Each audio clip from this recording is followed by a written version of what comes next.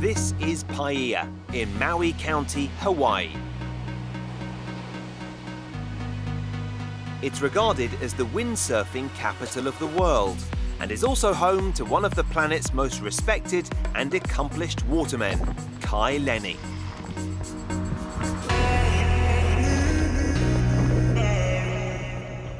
My name is Lenny. Welcome to Maui, my home. I'm a professional water athlete. I love doing sports from surfing to windsurfing to kite surfing to hydrofoiling to basically anything in the water. It all began here on Maui, and I feel really lucky to have grown up here, considering that there's a lot of other places in the world that don't have the same conditions and, you know, just insane beauty as Maui does. And especially with my parents who are really into surfing and windsurfing and doing all these other sports. Here we go. Catch a sick one.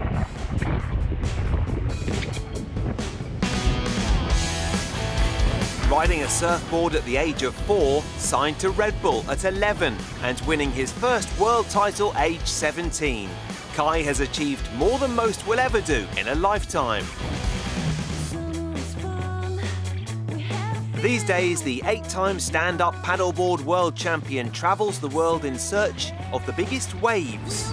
Born and raised in Maui, 25-year-old Kai competes on the World Surf League. He made his mark on the Big Wave Tour last year, winning the Puerto Escondido Challenge in Mexico. What I love most about surfing big waves is you step out of that realm and all of a sudden you're at the mercy of the ocean essentially, and at the mercy of what you can, be capable of. Can you take care of yourself in the worst situation? And it ends up going into survival modes.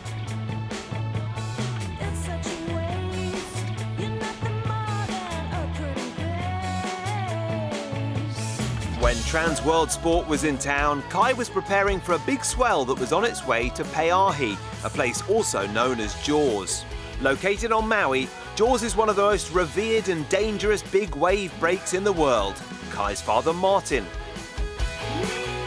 Kai's kind of old-fashioned in what he's learned since he was little. When he first went out to Jaws, it was with David Kalama and Laird Hamilton.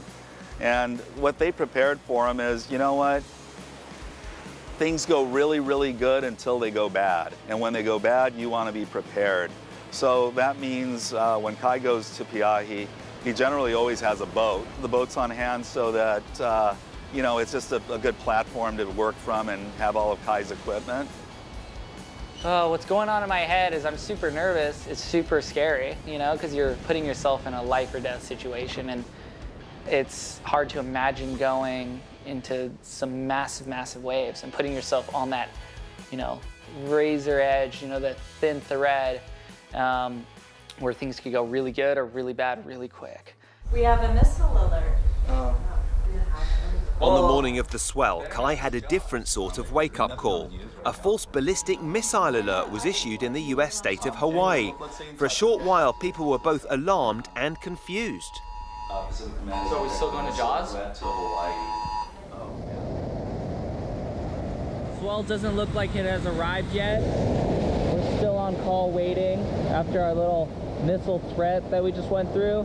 All systems are go for when the big swell arrives. Some of the biggest waves of the year, maybe in the last few years, is marching on its way to Hawaii.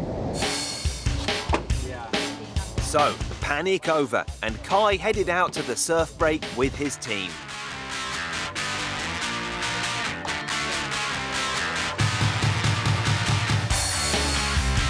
Hundreds of the world's best big wave surfers gather at this remote spot every year. During the winter months, waves here can reach above 60 feet. Jaws is just so incredibly special because it's the Mount Everest of surfing. It's the most perfect, top-to-bottom barreling heavy wave in the world. And if you were to take every wave around the world and combine it into one, it's that. And when it breaks, when it wakes up after the Pacific churns up a gargantuan storm, pretty soon, you have some of the most incredible opportunities to do some of the basically most mind-blowing things.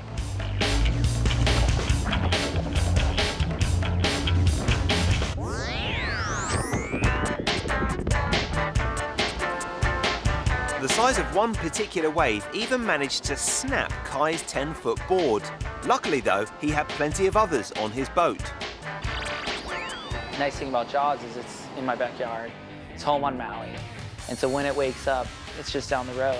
And I feel so comfortable with dedicating the next 30 years of my life just at every swell, dropping all these other opportunities to commit to riding a wave.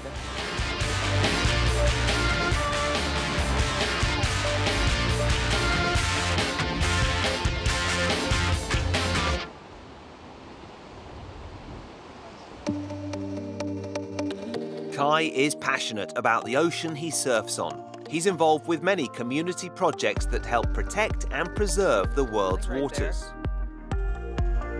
To raise money for the Surf Rider Foundation, a special surfboard with Kai's footprint on was put up for a recent auction.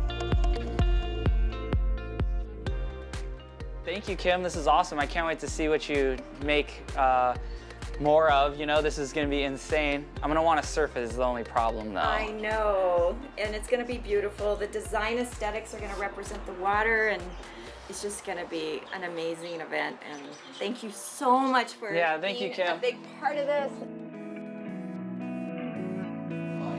Oh, it just takes you so long to edit. Kai leads a very busy life.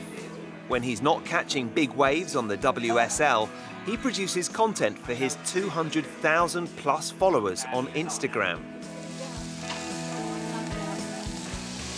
The barbecue, that's what dads do in Hawaii. We're barbecue kings. This is about 3 nights a week, we do barbecue.